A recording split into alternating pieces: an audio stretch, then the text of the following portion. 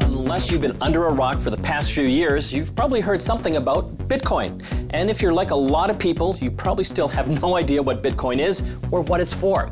Bitcoin isn't an easy thing to understand, but it is worth understanding. It's put a lot of Teslas and Ferraris in driveways where you wouldn't expect them.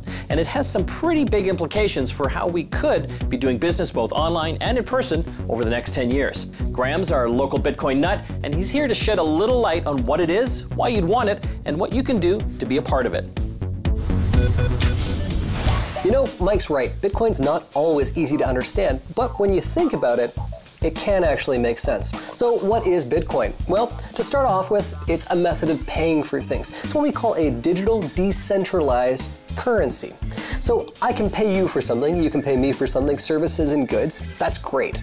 Now, how does that happen? Well, Bitcoin isn't just a currency, it's also the secure network where the transactions take place. When you think of buying something with Interac, you plug your card in, a signal goes through the network, it verifies your account, makes sure the money is there, and then transfers it from you to the person that you're buying things from. Bitcoin's very much the same way.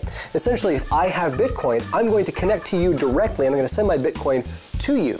So that's one of the reasons why Bitcoin is cool. There's nobody in charge. There's no bank between you and I. What's great about there being no bank? Well, that means that there are no fees. If you've ever received one of those $14.95 charges at the end of the month, you're probably happy about that. One of the great things about Bitcoin as well, instant transfers. They're very, very fast. So if I send you something from my mobile phone, it can appear on your mobile phone fairly quickly. So that's a good feature as well. So how do you get Bitcoin? Well, you might have heard of Bitcoin mining. The searches for Bitcoin mining and how to get Bitcoin have been off the charts for the last few years. By mining into the blockchain, you're able to find Bitcoin. It's a little like digging for gold. So what is the blockchain? Well, it's the network through which all Bitcoin transactions take place. When you mine into it, you're actually securing those transactions and authenticating them between person to person. By digging into it, it's like finding gold. If you find a Bitcoin, you get to keep it. You can also buy Bitcoin. There are exchanges out there where you can exchange your dollars, Canadian dollars, US dollars, euros, for Bitcoin, and they'll transfer them back to you. You can also trade for Bitcoin, not to be confused with buying it. Let's say you've got a beautiful MacBook Air that you no longer want. You can put an ad up on Craigslist and say, I'd like Bitcoin for this. You can meet someone who can transfer their Bitcoin from their mobile phone to you. Once you've verified you've got the Bitcoin, hand them the laptop and walk away. So why would you use your mobile phone? Well, that's where you have a Bitcoin wallet app. You can also have one on your computer. It's a secure place to keep your Bitcoin when you want to use it.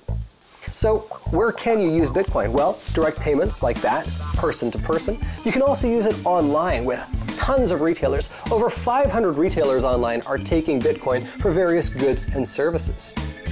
One of the most common questions that we get about Bitcoin is, what about illegal stuff? Now, you might have heard of the Silk Road. It was a website where you could go to purchase illegal things like drugs with Bitcoin. Now, illegal activity takes place just about everywhere, and Bitcoin, being a lot like cash, with anonymous transfers, can be a great way of going about doing illegal things. Here's one thing that I would say to that, though. Billions of dollars are laundered every year in cash. Only a fraction of that actually happens with Bitcoin. So you might say that when it comes to crime, this is the only place where Bitcoin is actually way behind.